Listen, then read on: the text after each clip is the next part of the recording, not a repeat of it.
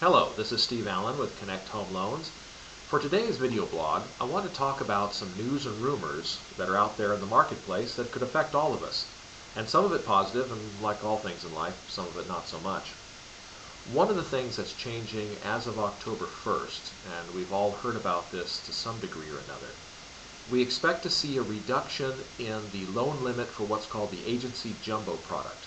You might remember that the agency jumbo was created some years ago to help fill in a gap between the conventional loan and normal commercial jumbo, which was very expensive. Now locally, the limit on that agency jumbo product was about $687,500.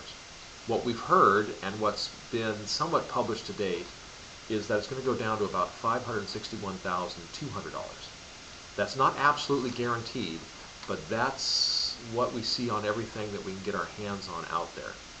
Right at the moment, Fannie hasn't officially published it, but they've leaked the information, and that seems to be the consensus. So that's something we're going to be dealing with soon. Another thing that's going to be happening is the USDA loan is going to go through some changes here as of October 1st as well.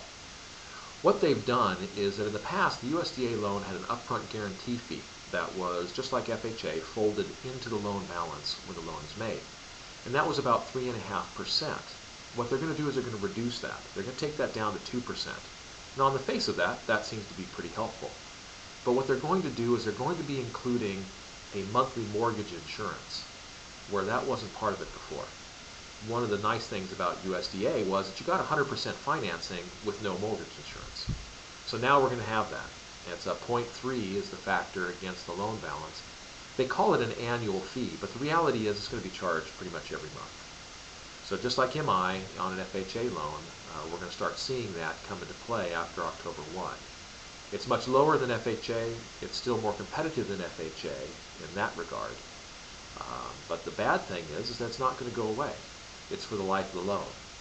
Now on the other side, it's against the declining balance, so it'll diminish over time and over the life of the loan, but it won't go away. Does that make USDA a bad loan? No. USDA is still a great product. If you're not a vet, it still makes it 100% financing. So that's the news on that score. The other thing, and this is pure rumor, is that the qualified residential mortgage, I guess you would call it a bill, that's been going through congressional review and through the new Consumer Finance Protection Bureau. What the QRM is supposed to do is require that in situations where borrowers don't put down a full 20% as a down payment on a loan, they're going to start requiring that the lender, whoever fronts the money, actually put 5% of the loan amount in a dormant bank account as a hedge against future losses. Now you can imagine the impact that's going to have to our industry. And it's also strange and open-ended in the sense that if you consider the big players like B of A and Wells, how many loans do they make on an annual basis? And are they really going to be putting 5% of most of those loans away in a dormant account? It's not likely to happen, and it's not likely to go on for very long. You can imagine what the size of that bank account overall is going to be inside of that first year. So it begs the question, how long would the QRM have been allowed to remain? Because after a year, 2 or 3, you'd begin to think that there was a possibility that they had way more money set aside than needed. So it's not a well thought out plan. Well, the rumor on the street that we've heard over the weekend and yesterday is that that initiative may be dead, or it may be severely reduced. Whichever the case, let's hope that it does to some degree or another go away. Much like the threat of doing away with the mortgage interest rate deduction, the 5% retention requirement that the qualified residential mortgage would have placed on banks would have elevated interest rates regardless. I mean, at least it would have done that. So now hopefully that one's dead, and hopefully we don't have to deal with that one. But we'll see, and I'll keep you up to date on that.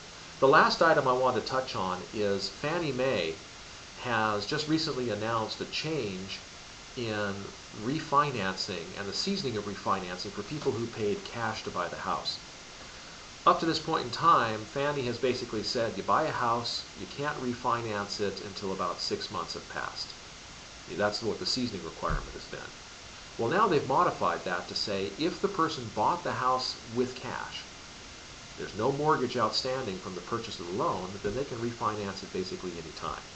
And that's helpful. We've run into situations recently where we've had people who bought the place with cash, perhaps they borrowed it from family members or business or whatever, and then they're stuck sitting on it for a 6-month period before they could go ahead, refinance, and get the cash out of the property to pay back those obligations.